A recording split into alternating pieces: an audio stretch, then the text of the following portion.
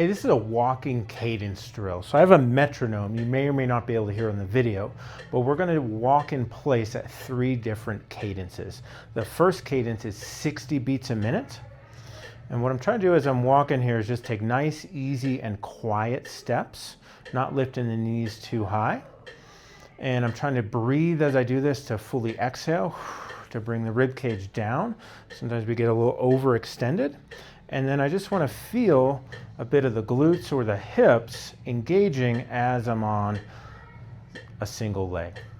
And if that feels okay, then we might do this with the eyes closed to help to kind of feel what muscles are activating or tensing. If sometimes shoulders are up or low back is up, but we're just going at a specific cadence. Talk about that in a second. Do that for about 30 seconds perhaps. And then I'm going to increase the cadence, I have an iPad here, to 80. So I'm going to go up by 20 beats. And I'm going to try and, now that's quite a bit faster, but I'm trying to keep the same quiet cadence so you can't hear my feet. I'm trying to still feel the glute and still breathe and exhale to bring the rib cage down a bit. So as I go faster, I don't start to arch my back up. Shoulders nice and loose throughout. Do that for maybe 30 seconds. And then I'm going to go up to 100. So now, may or may not be able to hear that, but that's going to be quite a bit faster again. But I'm walking in place here. Same cues, a little bit of glute on the standing leg. Exhale, so I don't overextend the rib cage. And I'm not going the knees too high. We're just going from foot to foot.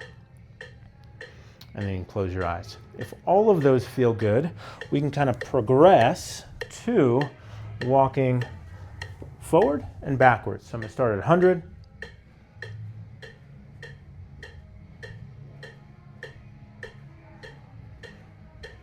And I prefer actually about a 10-foot space, 8 to 10 feet, because I want to be able to change directions and fall into line there. And then I would go at the various cadences. You can start high or start low. So now I'm at 80. And I'm staying nice and quiet. Still got some of those exhales. Still looking for a bit of the glutes. Still trying to keep the shoulders nice and loose. And then I would go back down to 60. Again, you can start at the top or start at the bottom. But now this is very slow. Full exhale, glutes on, shoulders relaxed. Okay, so we're gonna start in place and then maybe move to forward and backwards. So what are we doing with this one? If we have pain with walking, sometimes we want to repattern a bit of how we walk, and that can actually be pretty challenging for the brain and our motor system to do, because walking for most people is automatic, and it should be, but sometimes we see changes to how we walk for a variety of different reasons. Pain, injury, kind of stress, kind of number of different things can change how we walk. And there's some research showing that syncing up to a beat, to an external stimulus like a metronome, can actually make it easier for the brain to repattern movement. And then we're choosing different cadences because we're trying to give the brain some variety. Can we go slow? Can we go fast? Can we go a little faster still and not add excess tension? We're also starting in place because one of the most common things I see when walking is painful is a really long step that puts a lot of force through the whole leg as we land.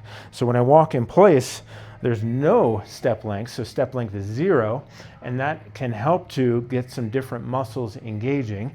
And then if you do progress to the forward and back, the hope is that that carries over, especially in this small space, to a shorter step.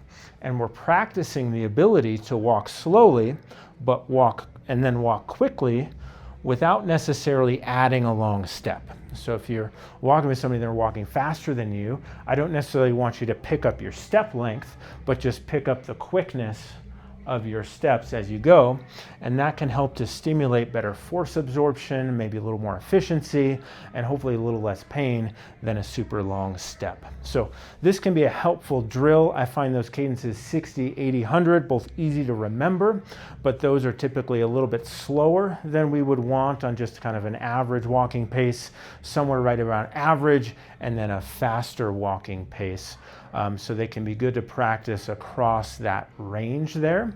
And then as you go out into the world and maybe trying to apply some of this, you don't have to have a metronome as you're just walking around downtown or anything like that, but see if you can play with different cadences and varying your step length. If you have pain with walking, maybe a little shorter step length, and just see how the body responds and how maybe that feels different than your normal walking pattern. Of course, if you have pain with this, don't continue with something that's painful.